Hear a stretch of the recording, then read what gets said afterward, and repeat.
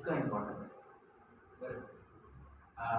सगळ्यात महत्त्वाचं जे प्रॉब्लेम आहेत, जे कोणते तथाकथित प्रॉब्लेम, सगळ्यांची सुरुवात कुठून होते म्हणून आपल्याला पोटापासून. बरोबर.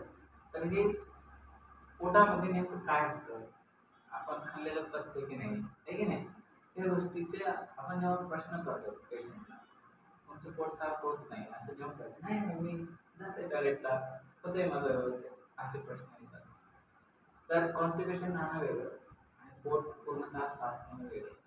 ह्या समस्याला थोडंसं वेगळ्या टर्ममध्ये सांगितलं तर थोडं अजून सोपं जातं.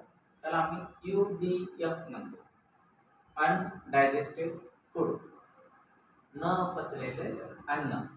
आयुर्वेदामध्ये जेव्हा न पचलेलं अन्न आपल्या शरीरामध्ये असते त्याला आम म्हणतात. आम संचय होऊन त्याचं व्याधीमध्ये रूपांतर, आपण त्याला टॉक्सिन पण म्हणू शकतो.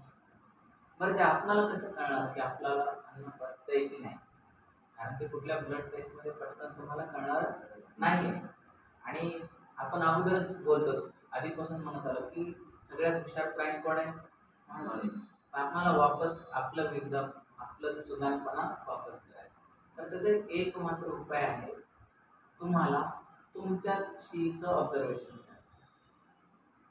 जर समजा टॉयलेटला गेल्यानंतर जे विष्ठा आहे त्याच्यामध्ये जर न पचलेले कण येत असतील, मग ते भेंडीचे दाणे असतील, टोमॅटोचे सालपट असतील, कुठलंही तथाकथित जे स्टूलमधून येतं, जर जसेच्या तसं जर येत असेल तर तुम्हाला UDF आहे असं सांगतो. म्हणजे UDF असणं गरजेचं आहे का, म्हणजे खरंच आजार आहे का?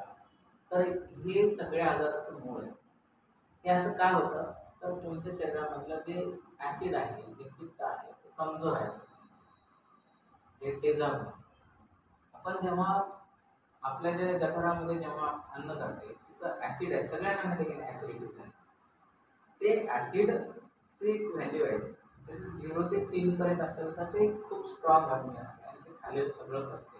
असं म्हणतात की लक्कड हजम आणि पत्थर हजम, असं माणसाचं हजम असावं. म्हणजे म्हणा ना, दगड पण पचला पाहिजे माणसाला, पण आपल्याला साध्या साध्या गोष्टी पचत नाही, तर ते प्रॉब्लेम होतात. त्या आपल्या ऍसिडमध्ये, पोटाच्या ऍसिडमध्ये बोट टाकलं तर बोट चालते, इतकं स्ट्रॉंग असतं.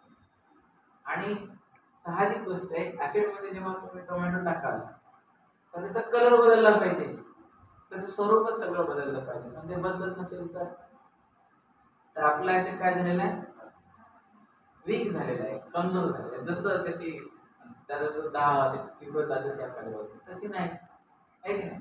मग हे UDF जर असेल तर मग आपण म्हणजे त्याची व्याख्या कसं करू शकतो की बाबा आपलं पोट चांगलं राहावं, पूर्ण पचावं, आपलं ऍसिड स्ट्रॉंग व्हावं, यासाठी काय करता येईल आणि का झालं आपल्यासोबत असं? याचे 3 प्रश्न आहेत जे आपण त्याच्यातून स्वतःला व्हेरीफाय करू शकतो. पहिलं आहे, आपलं रोज पोट साफ होते. तिन्ही प्रश्नाचे उत्तर आपल्याला हो मध्ये, रोज साफ होते. दुसरा प्रश्न असेल, तुमचं जी संडास आहे केळी सारखी झाली पाहिजे, विना सालीची केळी जशी असते ना, एका वेळेस सलग, बरोबर आहे. आणि तिसरं त्याच्यातलं एक प्रमाण असं सांगू की त्याच्यामध्ये अन्नाचे कुठलेही कण असू नये, बरोबर आहे. तर तुमची किडनीच खराब असेल तर प्रॉब्लेम नाही, तर आपण तिथंच करेक्शन करावं. हे 3 प्रश्न ढोबळपण आहे. त्याच्यानंतर नुसतं या मल विषयावर जर बोलायला गेलं तर याचा वेगळा विषय म्हणजे पुन्हा ते पाण्यामध्ये तरंगावं का डुबावं हे इथपर्यंतचे विषय जातात.